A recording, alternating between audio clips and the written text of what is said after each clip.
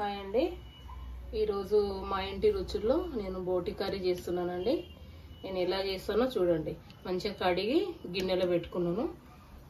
గిన్నెలో పెట్టుకొని ఇది వాటర్ పోసుకోవాలి. ఇది మునిగేంత వరకు. నీసు వాసన పోవాలంటే ఒక స్పూన్ పసుపు వేసుకోవాలి, ఒక స్పూన్ సాల్ట్ వేసుకోవాలి. సాల్ట్ వేసుకొని మంచిగా కలుపుకొని బాగా స్మెల్ వస్తుంది కాబట్టి ఈ విధంగా ఉడకబెట్టుకొని బాగా ఉడికినాక ఈ నీళ్ళు వంపేసి వండాలండి మనము. ఎందుకంటే కొవ్వు అది ఇది ఉంటుంది కదా ఇంట్లో, అందుకని మంచిగా ఉడికినాక నీళ్ళు వంపినాక వంట చేస్తానండి. వండుతా ఈ విధంగా ఉప్పు పసుపు వేసుకొని ఉడకబెట్టాలి. ఫస్ట్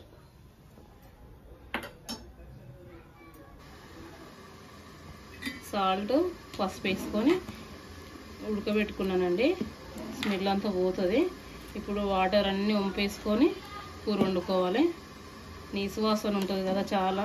ఈ విధంగా వాటర్ పోసి ఉడకబెట్టుకున్న తర్వాతనే ఈ కర్రీ వండుకోవాలండి. డైరెక్ట్ వండుకుంటే ఈ స్మెల్ చాలా స్మెల్ వస్తుంది. కొంచెం ఈ విధంగా ఉడకబెట్టుకుంటేనే మంచిగా ఉంటుంది. ప్యాట్ కూడా అంత నీట్గా క్లీన్ అయిపోతుంది. మనం ఎంత క్లీన్ చేసినా కానీ ఇట్లా ఉడకబెట్టుకొని వాటర్ వంపేసుకుంటే ఆ నీసు వాసన అనేది వెళ్ళిపోతుంది పూర్తిగా. ఈ వాటర్ అన్నీ వంపేసుకుందాము. మూత పెట్టేసి ఉప్పు పసుపు వేసుకొని ఉడకబెట్టిన తర్వాత ఈ జాలి గిన్నెలో వేసి వడగట్టుకోవాలి. వడగట్టుకున్నాక మనం కుక్కర్లో వండుకోవాలి. చూడండి ఇలా చేస్తాను. ఆయిల్ వేసుకున్నాను.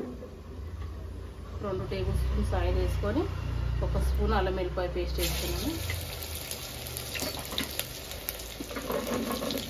ఈ విధంగా ఏ మసాలాలు వేయకుండా ఇలా చేయండి, చాలా టేస్ట్ బాగుంటుంది. అల్లం వెల్లిపాయ మంచిగా ఫ్రై కావాలి. టమాటాలు ఇలా ఏ మసాలా వేయొద్దండి.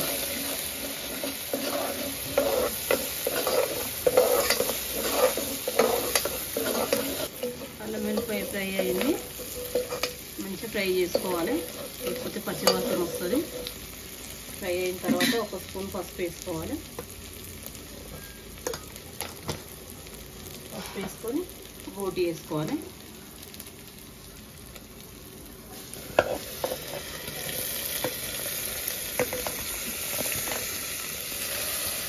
అసలు నీటి వాసన ఉండదు, చాలా మంచిగా ఉంటుంది. వాటర్ వేసినాం కదా, ఉడకబెట్టేసి వాటర్ వేసినాం కదా, చాలా మంచిగా ఉంటుంది. ఇట్లా కొద్దిసేపు ఫ్రై చేసుకోవాలి ఆయిల్లో.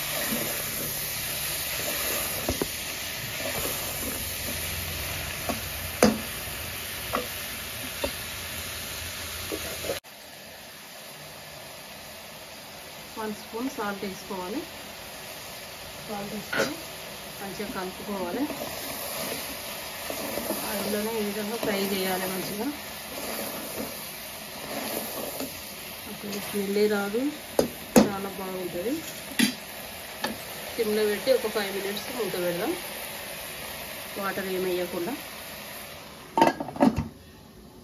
5 మినిట్స్ అయిందండి. మూత తీసుకున్నాము.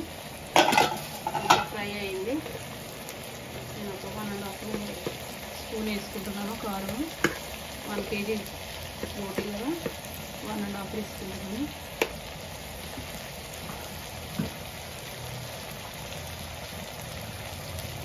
ఇంకా కొత్తిమీర వేసుకుంటాను. ఇక్కడ నేను కొత్తిమీర వేసుకొని కొంచెం వాటర్ వేసుకోవాలి.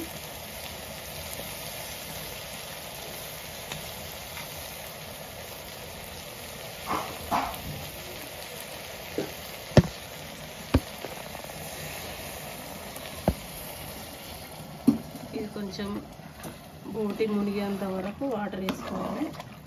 ఈ టమాటాలు మసాలా అవన్నీ ఏమి వేయొద్దుగా, గుర్తుగానే ఉండాలి.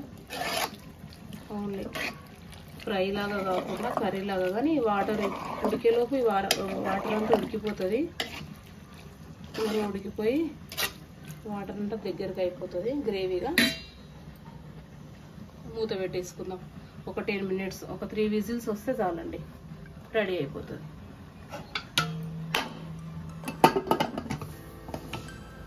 3 విజిల్స్ అయిందండి. రెండు దగ్గరికి ఎంత మంచిగా అయింది. మటన్ మసాలా వేసుకోవాలి. ఒక స్పూన్ వేసుకుంటున్నాను. వేసుకొని కలుపుకోవాలి. ఎవరెస్ట్ మటన్ మసాలా వేసుకుంటున్నాను. ఈ విధంగా వేసుకుంటే చాలా బాగుంటుంది టేస్ట్. చూడండి, మటన్ మసాలా వేసుకొని ఒక 3 మినిట్స్ ఉంటే సరిపోతుంది అంతే. ఇది ప్రాసెస్ కడిగేటప్పుడే ఎక్కువ ఉంటుంది. ఆనియన్స్ వేసుకొని మంచిగా కడుక్కొని మంచిగా 3-4 సార్లు కడిగి మంచిగా ఉడకబెట్టి వండి